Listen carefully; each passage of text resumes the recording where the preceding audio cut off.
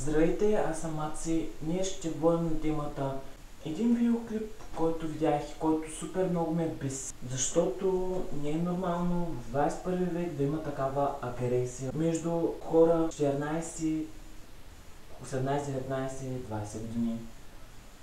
И да, това супер ме изнерви. Как две момичета налагат едно беззащитно момиче и най-малкото те двете изглеждат супер долен начин да решат проблемите с това момиче.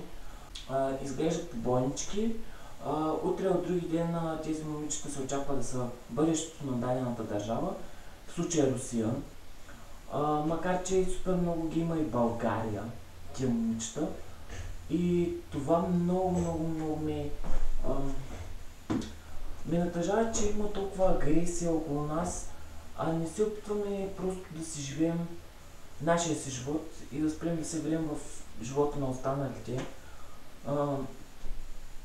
И да се бъркаме на хората какво правят, какво не правят. И да, много е смотано това, че това момиче просто нямаше по друг начин какъв още да го унижат. То не беше въргаляне в локви, удряне, дърпане на косата, удряне в корема и то по жесток начин. По момичето направо аз го съжалих. И просто на тия момичета не им правя... не ме просто... Никак не ме впечатлиха с това, защото напротив, направо се възмутих от тях и като цяло много е гадно това. И щом искат да се решават проблемите, защо не тръгват с по-равен, така да го кажем, противник, а тръгват с момиче, което е беззащитно. И в принцип, защо трябва да са по-слабите да бъдат тормозени, да бъдат измъчвани? В смисъл, окей, последен си, защо трябва да мъчиш хората, вместо да защитаваш по-слабите, ти тръгваш да ги биеш, което е тъп. Да, като цяло доста се издразних и наистина много е гадно това, че те унижават по този начин това момиче и утре от други ден това момиче трябва да е със самочувствие, да е с увереност. А как ще ги има тези неща, като те предполагам, че не само един път е тормозът, а сигурно почти всеки ден. Как ще ги има тези неща? А някои хора дори по 12 години са тормозени. Дори има някои по 20 и по 30. Супер много години ги тормозят, някои цял живот ги тормозят. Но не мисля, че това е начинът да се решите проблемите. Просто говорите по нормален начин, колкото и да се мразите, смисъл. Не вярвам, че не може да поговорите и да се разберете как да се решите проблема, не веднага с бой. Наистина е много глупаво това. И аз не виждам единственото, което след време ще е, тия последствия ще са наистина гадни, защото първото, това момиче ще е със супер ниско самочувствие, възможно е дори да иска да се самоуби, а тия двете момичета ще съжаляват за постъпката. Няма някой да ги накара да съжаляват, а те самите ще осъзнаят, че са направили грешката. Но тогава ще е късно, смисъл, то вече ще се е свършило. И държавите къде са в момента? Нали, уж работят или по-точно за ограничаване на агресията в училища, като цяло в държавата. Ами аз, тъй като гледам в Русия, май нищо не са направили, защото ето ги живия пример. Нашите хубавци. Не е нормално. Стегните се хора, каква е тая агресия?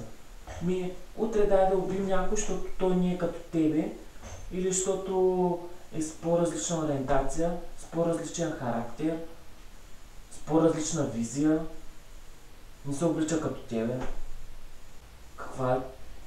аз не виждам само агресия, а тая агресия е насочена към не към човек, който наистина се прося агресията, а е към човек, който нищо не ти е направил.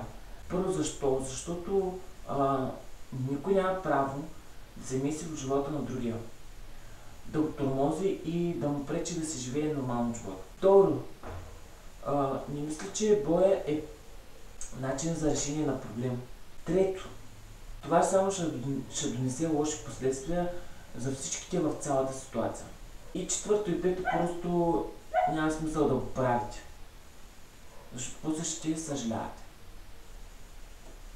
И да, знам, че клипът ми малко е скучен, но това просто ме потресе. Цялата тази агресия просто наистина много ме разочарова и като цялата тая агресия не е нужна. И в 21 век забелязвам, има войни. За къде са тия войни? За какво са борите, за дето се казва? В смисъл, не знам, просто вие си имате териториите, защо се биете като... Дори няма за какво да се биете, всъщност заради някаква вражда е окей, като има такава... Защото има такава вражда, окей, но защо трябва да тръгнеш да убиваш невинни хора, защото ти си се е скарал примерно с техния даден политик? Тъпо е. И тези войни какво ще ви донесат? Ще решите ли този проблем, тая караница? Не, само ще накарате още повече хора да страдат.